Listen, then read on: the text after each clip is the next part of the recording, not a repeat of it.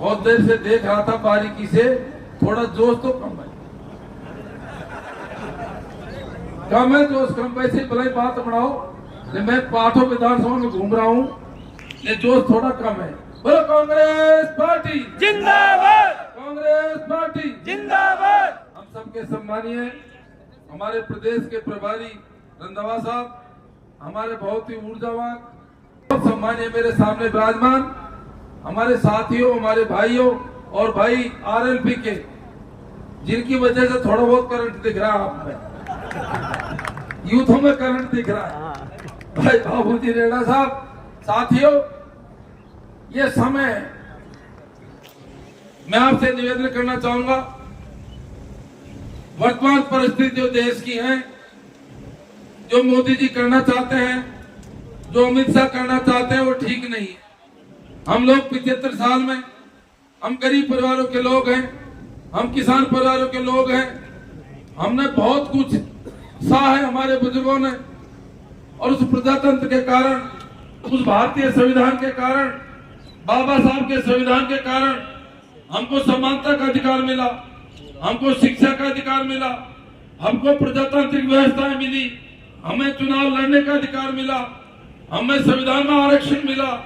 ये मोदी जी यदि इस बार तीसरी बार चुनाव जीत गए तो इन सब चीजों को कम करना चाहते हैं, इनको खत्म करना चाहते हैं। आपने देखा होगा वो संविधान में संशोधन करना चाहते हैं। अभी भाई बाबूजी रेड़ा कह रहे थे, उनके नेता झूठ बोलते हैं। 4-5 दिन पहले जो हमारे भाई हनुमान जी बेनीवाल के सामने प्रत्याशी चुनाव लड़ रही है, उन्होंने स्पष्ट कहा है, और देश के अंदर मोदी जी की तीसरी बार सरकार आएगी तो हम संविधान में संशोधन करेंगे। संविधान संशोधन का मतलब है इस प्रजातांत्रिक व्यवस्था को, जिसके माध्यम से एमपी बनते हैं, एमएलए बनते हैं, प्रधान बनते हैं, सब बनते हैं, प्रधानमंत्री बनते हैं, उस व्यवस्था को चेंज करेंगे। और कई कंट्रियों में ऐसा है भी, आप देख लो रसिया में, आप देख लो चाइना में, आप देख लो उत्तर कोरिया में, आप देख लो ईरान में, वहां एक तरह से चुनावी प्रक्रिया को तहस नहस कर दिया। यदि इस बार जीत गए तो चुनाव व्यवस्था को ऐसे ही कर देंगे। हो सकता है आपको मतदान करने का मौका ही नहीं मिले, हो सकता है आपको मतदान करने का मौका ही नहीं मिले। साथ साथ में संविधान में संशोधन करने के जो हमको भारतीय संविधान में हमको अधिकार दे रखे हैं, जो हमको व्यवस्था दे रखी है, उनको भी ये कमजोर करेंगे। इसलिए साथ ही ये चुनाव ऐसा चुनाव नहीं है जैसा हमेशा चुनाव होते थे। दूसरा, आप सब जानते हो, देखो हम किसान परिवार से आते हैं, आप भी किसान हो, हम भी किसान के बेटे हैं। हमारे पास में 2 ही काम थे, या तो हम खेती करते थे और या हमारे बच्चे पढ़ने के बाद में नौकरी करते थे।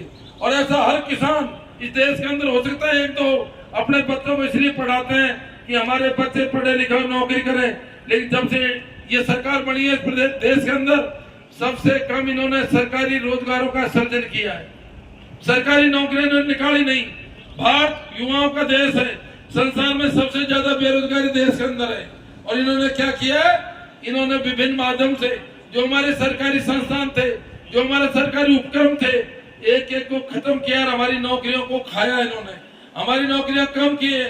आप जयपुर के नजदीक रहते हो, आप कभी हवाई जहाज में गए होंगे, आप देख लो आज जयपुर एयरपोर्ट का संचालन कौन कर रहा है? अडानी कर रहा है। बॉम्बे एयरपोर्ट का संचालन कौन कर रहा है? अडानी कर रहा है।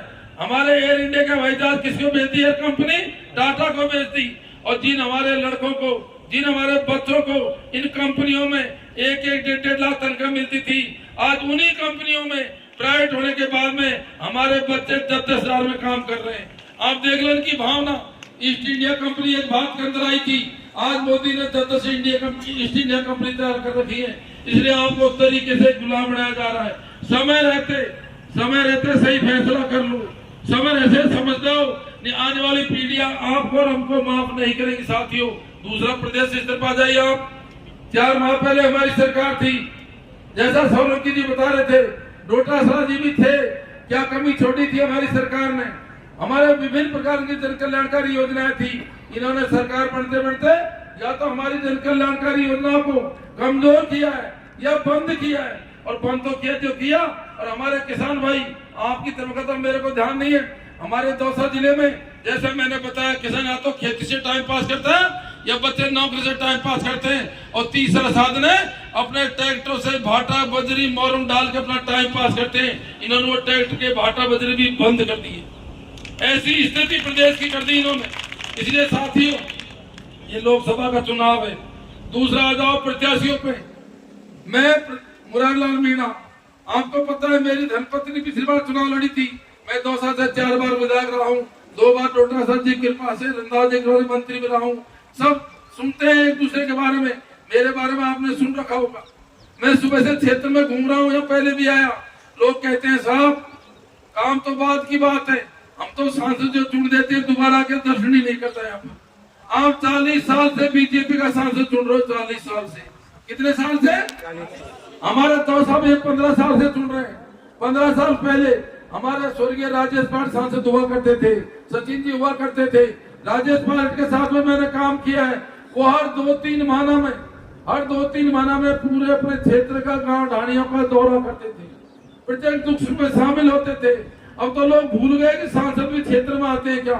मैं आपको विश्वास दिलाता हूँ, यदि आपने मुझे मौका दिया, पूरा आपका मान सम्मान होगा, पूरा आपका रेस्पेक्ट होगा। प्रत्येक गांव ढाणी में आएंगे, आपकी समस्याओं को सुनेंगे, आपको एहसास होगा अब वास्तव में एक अच्छे सांसद का चुनाव किया है। साथियों, इन बातों के साथ साथ में मेरा आपसे एक निवेदन और है। जैसा मैं बता रहा था, पिछली बार मेरी धर्मपत्नी चुनाव लड़ी थी, उस टाइम ये माने चुनाव जीत गए। हालांकि ये सही है कि राजस्थान में सबसे कम वोटों से हारी थी। और साथियों, मैं आपके बीच में नया था। 3 विधानसभा क्षेत्र ऐसे थे जब मैं नया था। 400 विधानसभा क्षेत्र, 80 विधानसभा क्षेत्र और थानागाजी विधानसभा क्षेत्र। दौसा जिले के अंदर 5 विधानसभा क्षेत्र थे। मैं ओला 5 विधानसभा क्षेत्रों से 7,000 से जीता था, पूरे 5 मिला करके। लेकिन आपके बीच में नया था, मेरे को इन 3 विधानसभा क्षेत्रों ने चेप दिया। और उसके पीछे कारण क्या था? हम परसेंटेज और बढ़ा देते। उस दिन आखिर के सावे थे। आपको तो पता नहीं कि हमारे जिले के अंदर ऐसा कोई गांव नहीं जिस किसान परिवार में, जिस गरीब परिवार में अबूझ सावा होता है 5-5, 7-7 शादियां नहीं हो। हमारी पोलिंग 45-50 रहेगी, बीजेपी की पोलिंग 70 होगी। हम चुनाव हार गए। हमको ये पता था हम 1.5-2 लाख से वहां से 2 साल से जीत जाएंगे, तो और थोड़ा बहुत बराबर आप कर दोगे। साथियों, इस बार मेरा आपसे निवेदन है, यदि आप चाहते हो जिन बातों पर मैं बोला हूँ, भारत के संविधान में संशोधन नहीं हो, आप चाहते हो आपके लड़के बेरोजगार नहीं हो, आप चाहते हो किसानों के MSP लागू हो, आप ये सारी बात चाहते हो, तो आने वाली 19 तारीख को, वैसे इस बार ठीक ठाक से लग रहा मेरे को, हालांकि आप में सुस्ती जरूर है, लेकिन चेहरों से झलकता है कि आपका वोट देने का मन बढ़ चुका है। इस बार वोट देने का मन बढ़ चुका है। मेरा आपसे निवेदन है, मेरा आप सभी से निवेदन है, आप तो 19 तारीख का ध्यान रखना। कन्हैयालाल जी को आप जानते हो, वो भी 3-4 बार विधायक रह चुके। दूसरा और मेरा निवेदन है, कन्हैयालाल जी बस्सी से विधायक रहे थे, परिसीमन से पहले रहे थे। उस टाइम लूणियावास उनका गांव था, बस्सी विधानसभा में आता था। परिसीमन के बाद में उनका मूल गांव लूणियावास जयपुर ग्रामीण लोकसभा में आता है, बगरू विधानसभा में आता है, हमारे लोकसभा क्षेत्र के भी नहीं। ये वजह था कई साथियों को पता था, ये भी नहीं।